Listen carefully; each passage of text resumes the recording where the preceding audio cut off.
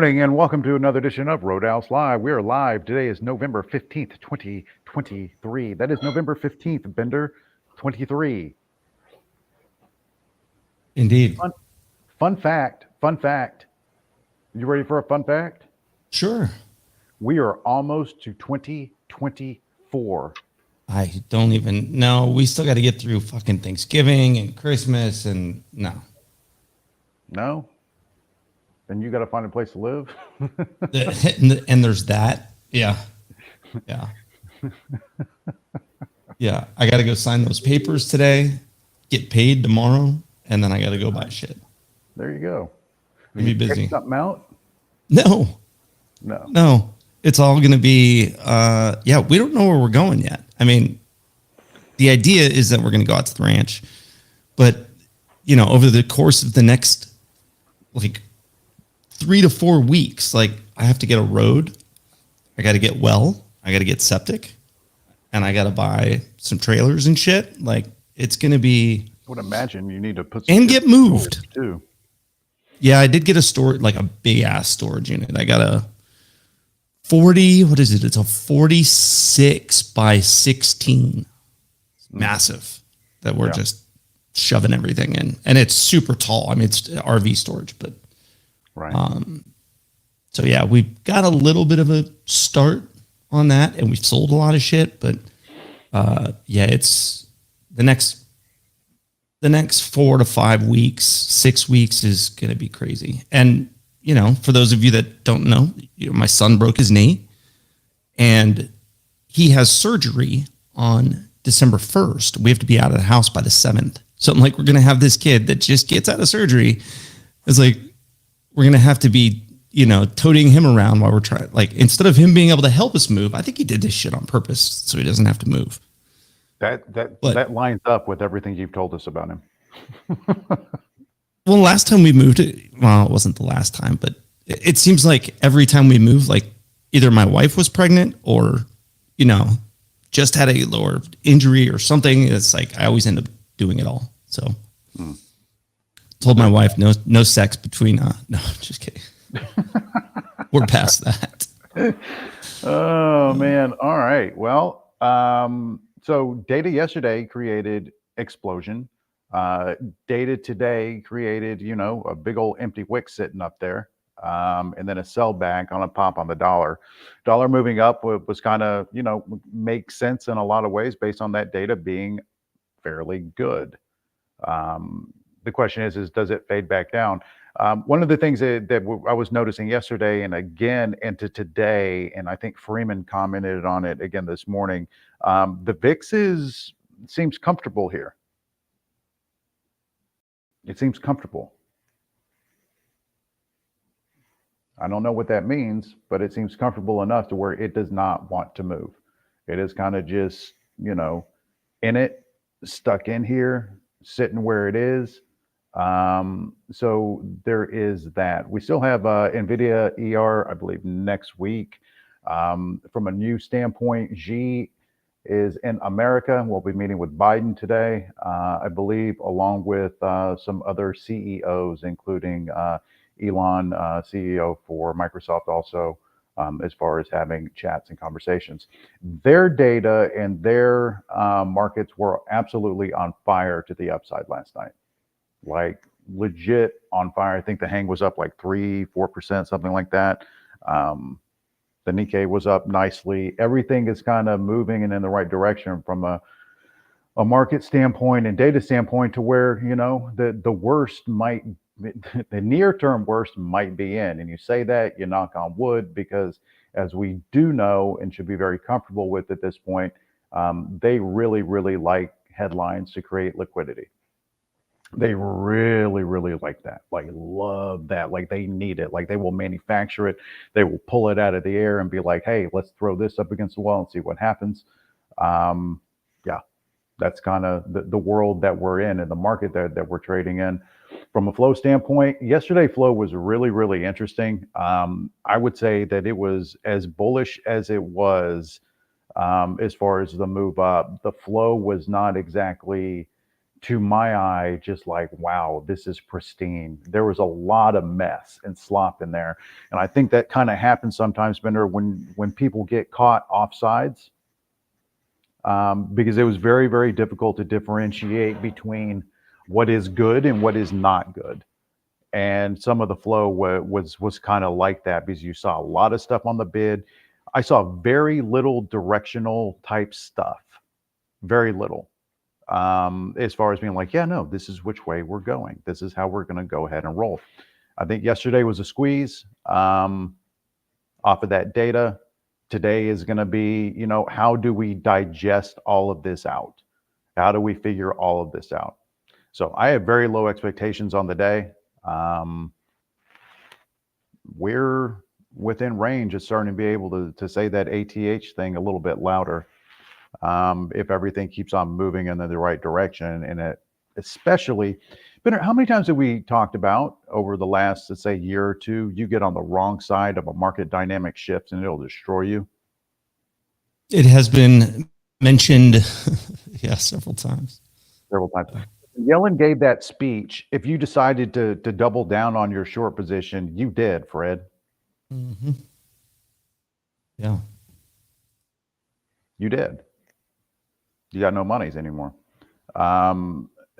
That's one of those things that how narrative and that kind of stuff becomes more important when you start getting these market dynamic shifts, not structure shifts, but dynamic shifts, as far as what is important and what is not moving forward. It does appear in every capacity that the Fed is done raising. I think I said as much. And it looks like we're going to keep on moving in that direction. And there's, legitimately starting to price in rate cuts, I believe, in May. I think that's a little bit too aggressive. I think the soonest we get them is probably, end of summer at the soonest, that whole Jackson Hole thing, unless data deteriorates completely. And then we have a whole different issue on our hands. So while we wanted bad data, right, for the markets to pump to get the Fed off the neck, while unofficial, the Fed is off the neck, we actually need decent data to keep on moving higher. And it is, believe it or not, possible for the market to move higher and the dollar to move higher at the same time. The thing is that the dollar, where it is now, it's kind of like in this in-between land, because does it want to go ahead and pop $2 more, or does it want to drop $2 more? Kind of in between in there, kind of in between. I guess we'll see when we get there ultimately. So with all this being said, I'm sure there's more stuff out there. There's more things to talk about. There's more all of that. Bender, I'll go ahead and flip it to you and you give us the walk through these charts. All right, let's do it. Okay, here we go. All right, so first thing I am going to do is pull up. Let's go to regular trading hours real quick. Span this out. Let's look at I think I was looking at a 2 hour. Yeah, so on the 2 hour regular trading hours here, at this gap that's showing up in here on the 2 hour. So I've got that box there drawn, which essentially this morning that candle probed up into that, right?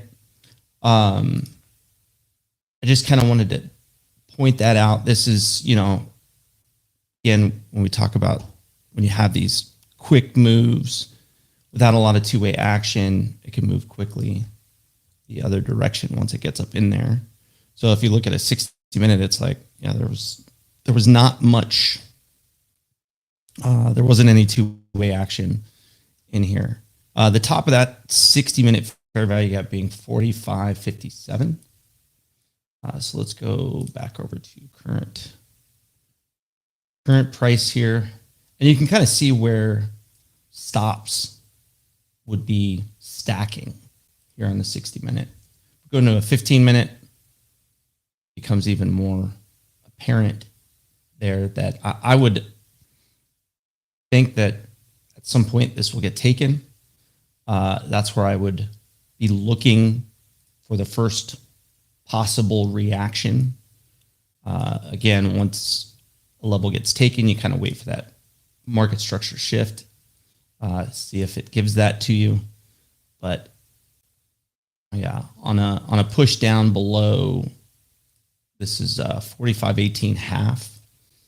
I would wait and see what kind of reaction it gives. Does it plow through this, leaving a fair value gap behind that it trades back up into to give you a short opportunity? Potentially back down into here for a retest of 4,500 or below. You've got, these candles in here that you could see potentially back and fill. Or does it, take these stops and show you that that was the objective by essentially, popping down a couple ticks below and then right back up. So that's kind of the reaction that I would be looking for.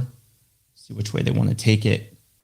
If it takes this level, you can also see all this stuff up here, but that wick kind of blew through it. Now, typically we say the bodies tell the story and the wicks do the damage. At this point, I would say if it gets back above 45.33.75, that it's probably going to continue higher. But the midpoint of this wick is something that I would be keeping an eye on. 45.36 half, and just kind of watch that area again. If it pops this again, say it hits at 45.36 half and then right back down, I would be cautious. Or if it hasn't taken 45.18 half yet, and it does that, it wakes up into here, pulls back down, you might look for an entry to take a shot at taking out these stops down here. There's not a whole lot else. We can go back and talk about the same levels we've been talking about, but as far as how we're set up coming into the morning, this is what I'm looking at right here, is what we do when we cross 45.33.75, or what we do when we cross 45.18 half. Going back out, let's look at real quick the weekly. So if we just kind of look at the bigger picture, higher level, it's like right up in here, this right up around 4,600, you can see this weekly candle right here just barely took out this weekly candle's high. If I draw, just kind of intersect that, you can see just barely popped above right here, right? So the next major or big push, next leg up, you can see 45, that 45.66.75, and then 4,600. Daily real quick. The other thing I want to show is that off of this high to this low down here, the 786 retracement, 45.62.25, which is also, this candle was 45.66, right? So if we get that move, what is that, 38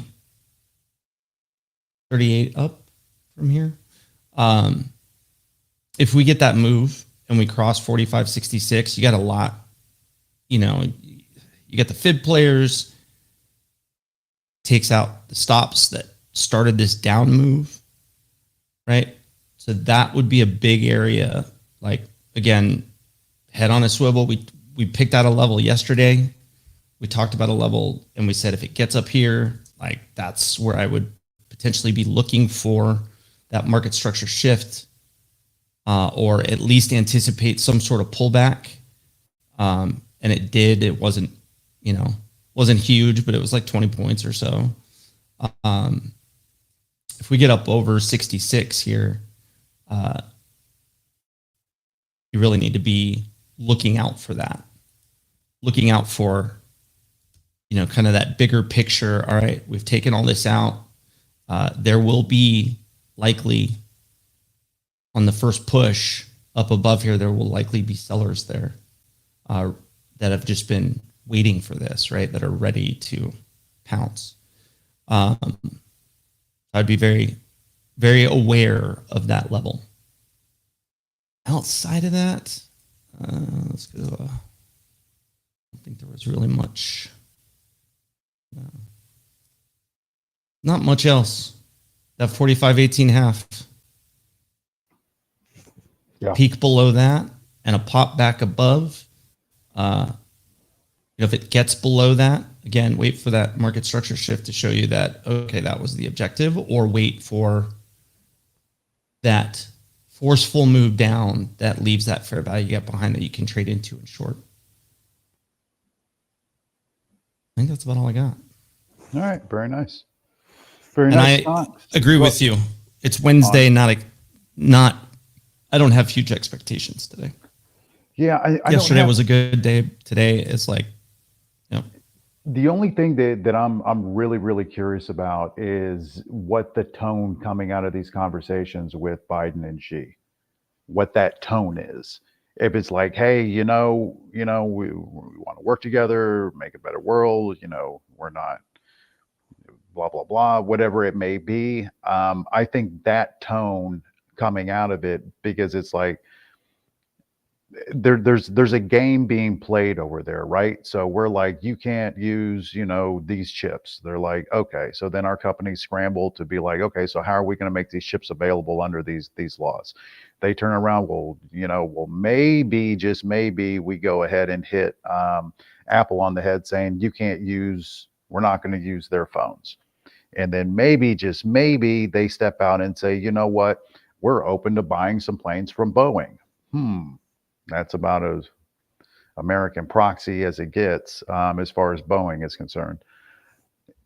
There's definitely a game being played there where it would appear that they want to try to play nice. It would appear that way. So tonality coming out of these meetings and conversations is going to be a pretty big deal as far as setting the stage for global markets moving forward. And I think even things like crude, as far as how that's going to go. The one thing that data like yesterday coming out of China kind of does, it kind of makes it to where, okay, so we might actually be, staring down a global recovery and a global bull run coming off of markets that have been shorted into the ground. Now, it doesn't look like it from our standpoint now when you look at our markets. I mean, it doesn't look like it's short into the ground, but there are still a lot of people off sides. I think that's the next shoe to drop as far as relations getting better over there. And I think that's kind of the point, because this meeting was somewhat, I want to say last minute, because these things are planned well in advance, but it seemed more necessary than not. So tonality coming out of these meetings and these conversations and all that kind of stuff, I think are going to be very, very important. As far as, whether we consolidate or we dip into a level that is reviable. I don't know what the answer there is. Stonks, what you got, buddy? Hello. All right. We've got stuff. Let's do some other news first, and then we can do some dark pools, upgrades, downgrades, all the good things, and do some charts. Let's see. Target smashed it. They're way up, so that's looking good.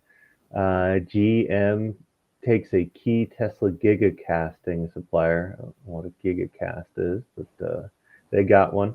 Shitty Group begins layoffs. Some lady's gonna do an overhaul. Square upgraded to a strong buy. Let's see. Mortgage demand climbs to the highest level in 5 weeks. And Goldman sees a 5% return on the S&P by the end of 2024. And some activist investor is building a stake in Disney. I don't know who that guy is, but he's an activist. Home Depot, they had a good ER, and a couple people are trying to downgrade them. That sounds like an analyst who said, I want to get in for cheaper. And let's see, we saw SE smoked on ER, and they are getting downgraded at TD Cohen. Dark pools, for today. We've got a bunch of interesting ones. Wendy's, they keep hitting. Roblox doesn't get a lot, and they hit it pretty big. And a big one on Visa last night. You can go check in the room, in my room, if you want to take a deeper look at some of the dark pools. And let's jump into some charts. Here we go. Take a look at the NASDAQ first. All right, here we go. Maybe we'll start on the daily. So here we go. We got a couple things going on here. We have this daily fair value gap that we've sliced up and through. We have this little volume imbalance that we've kind of ran through. And then below, we've got what was we talked about this one yesterday, possible Mr. T order block, green candle followed by a sell-off. So at this point, since we've popped it, if we pull back, I'm going to be looking for this area to hold. Would be a Mr. T breaker, that 15,622.25. Above, we've got a bunch of stops, relative equal highs sitting right up in here. So I'd be interested to see, kind of similar where Bender was saying there may be sellers here. You know, there's probably some guy that's like, oh man, I can't wait to get out. You know, like I'll be out break even basically, or maybe not a guy, maybe an algo. And then if we kind of drill down, again, similar, you can see the top of this daily fair value gap. There will be bulls break even stop sitting right there at what would that be? 15,929 flat. So if we sell through that, you know, similar, we're looking for the reaction. What happens if these bulls get stopped out? Do we get an aggressive continuation candle, or do we pause, which would signal maybe we want to go back up higher? And then here, down here, this could be, if we're going short, first downside target would be this 15,859. And then you can see the CPI move. You know, this is all just one big gap with the bottom of the daily, or this bullish or breaker. We'd be looking for this potentially to work as a breaker down here. So we'll kind of see what we get. Take a look at the Russell. Zoom out a little bit. All right, so I marked this level up yesterday just because, again, relative equal highs. I wanted to see if the objective was just to stop out these bears that would have break even stops to run it back. And we're retesting here now. So if we lose this, we've got a gap here. On the 4 hour, you can see this blue box. And then I'll be looking at this. This is a key level, this 1780.6. So I'd be looking for that to hold if we're going to pull back. We looked kind of on a longer time frame. We had this inverse head and shoulders that we've all been tracking here. Left shoulder, head, right shoulder. We've broken it. So this level here would kind of be like that retest if we have to pull back. Above, we've got upside targets with this gap. If we can break up into this area, you know, here's another. It looks like they didn't even take this guy's stop yet. This 1824.8. If we can get up into here, this could be a good upside target. 1854.1 over there on the Russell. Hells was talking about crude. I'm going to be focusing on crude a bit today. This is an interesting chart set up, and I think the macro environment, you know, could be at play. But I'm mostly focusing on the chart, and then I rely on these guys in the room to keep me updated on what's going on out there in the news. But so we had this big falling wedge, which to my eye it looked like it broke, and now we're kind of just hanging on by a thread here for this retest. If we get back into here, this could be a good short. If the retest fails, then this whole falling wedge could be a fail, and it could be a good short. So I'm kind of going to be just waiting to let the price action kind of see how this plays out. If we do end up with a short, I think this could be a good target down here, this 74.75. If we can bounce, this yellow box is the daily fair value gap, so I'd be looking to see if we can get back up to this 80.66 over there on crude. Let's see, one other, I'll jump over and check out coin. I think what was interesting, it's kind of funky.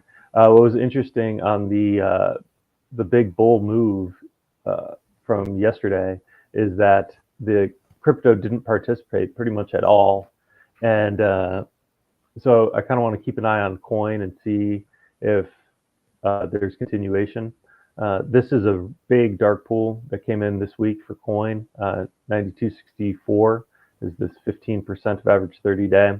So I'm going to be watching, mainly focusing on that 9264. Below, I'm going to keep an eye on this 90.95 for a possible short. If this, for whatever reason, crypto continues to not participate, this could be a short. We'll see what we get over here on coin. Other than that, I think that's all I got. All right, very good. So it looks like we have, a lot of scenarios kind of set up and played out between everybody. I think let's let flow be the guide. Let's be diligent on the charts. Bender called out some levels to be aware of. Stonk did the same. We have what we have hanging out here in front of us. Japan gets some data tonight, and they've been on a nice run recently. Let's, to use a golf term, let's play it where it lies and go from there. Do you guys have anything else? No, I think Nope. I'm good. All right. We have about 12 minutes until open. 12 minutes until open. Let's have a great day, everyone. See you soon. All right. See you in a few.